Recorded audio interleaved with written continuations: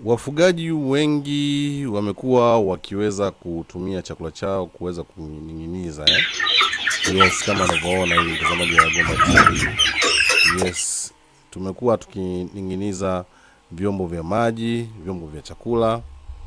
Hii ina faida fulani hivi kubwa tu kwa wafugaji. Usisahau kusubscribe kupitia YouTube channel.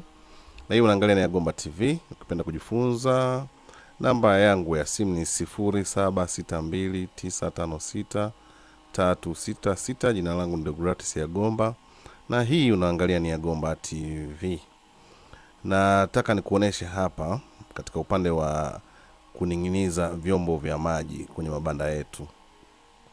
Tunapokuwa kama unavyoona hapa, tunapokuwa ning'iniza vyombo kwenye banda letu, tunapata faida zifuatazo. Faida ya kwanza, kuku hawezi kumwaga chakula, kwa maana kitakuwa kile chombo cha maji na chombo cha chakula hawezi kukimwaga kwa sababu kitakuwa kiko stable. Hiyo ni faida ya kwanza. Faida nyingine, chombo kinaweza kuwa na uwezo wa kuweza kusogea kwenda huku kurudi huku. Kwa hiyo ikawasaidia kwa wale kuku ambao walikuwa hawajawafikia iweze kuwafikia kama kawaida. Kwa hiyo hiyo ni faida nyingine. Faida nyingine, kuku huwa anatumia kama sehemu moja ya bembea. Anaweza kaa pale juu kinapotikiswa na yeye akawa anaenda huku anarudi huku, yakawa na raha. Kuna raha fulani anapata. Japo ile ina madhara kwa sababu anaweza kanyea pale, au kama ana maambukizi anaweza kadondoka kinyesi kwenye chakula, kwenye maji na vitu kama hivyo. Japokuwa na maji kuna vitu ambavyo huwa vinafunikwa pale. Na hii itakuwa ni mbaya kama hivyo ulivyoacha wazi.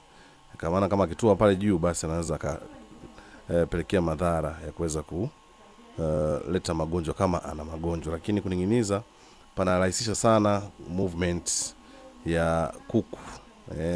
Anaweza kusogea huku, kinaposogezwa huku na yeye anasogea huku, basi kuna kuwepo na ile nenda rudi. Kinasaidia.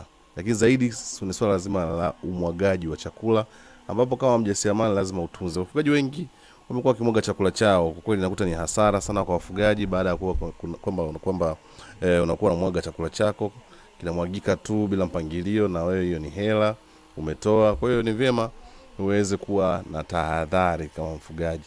Unaona kama hapo unaona unaruka na chombo, unaona kinatikisika hiyo. Kwa hiyo kama kitakuwa hakiko stable, kwa maana akiyaning'inizwa kinaweza kapelekea kuweza kukimwaga. Ukimwaga chakula kitadondoka chini na utaanza kula kiwa chini. Kwa hiyo ile ni riski sana, ni mbaya sana kwa wafugaji. Kwa hiyo ni vyema kama una uwezo kuning'iniza, tuning'inize. Lakini tunaning'iniza kutumia nini? Tunaning'iniza kutumia kamba, ama tunaweza kutumia waya, ambayo waya mzuri huwezi kukatika, hasa zile waya ambazo ni ngumu zaidi. Sema usipende sana kutumia kamba ambazo zitakuwa kama hizi ambazo za nylon hizi. Kwa mfano kama mfugaji kama huyu unaona ametumia kamba hizo za nylon, huwa zina uzi fulani mdogo. Ule uzi, mtazamaji wa Gomba TV, huwa ana tabia ya kuweza kuhangaika kuanza kama kutaka kuanza kutoboa hivi, yani kama kufungua hivi.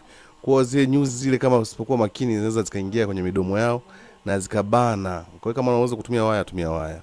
Ikishindikana basi tumia kamba, ambayo na ukifunga vizuri ili wasijaribu kufungua zile nyuzi wakazitoboa zikaingia kwenye ulimi. Huwa zina tabia ya kukata ulimi kwa kuku wako. Usisahau kusubscribe kupitia YouTube channel. Karibu jifunze kuhusu masuala ya ufugaji, utotoleshaji kwa njia ya kienyeji ya kisasa, kutengeneza mashine pia za incubator, na kufundisha pia kutengeneza mashine za incubator. Lakini vile vile pia kutengeneza vitu mbalimbali, kuna mishumaa, batiki. Lakini kwa masuala ya kuku haya tunafundishana tu magonjwa, chakula, namna ya kufuga kwa ujumla. Kwa hiyo haya ndio vitu ambavyo kimsingi tunaweza kufundishana namna ya kuweza kufanya. Mtazamaji wa Gomba TV, usisahau kusubscribe, endelea kuangalia Gomba TV. See you next time, bye bye. Mbalimbali utajifunza. Usisahau kusubscribe kupitia YouTube channel. Call phone number +25576295636. Wote mnakaribishwa. Hii ni ya Gomba TV. kuongea naye kwenye simu kidogo. Hiyo Ishoboy Amini hapa bwana, anatazama ya Gomba TV.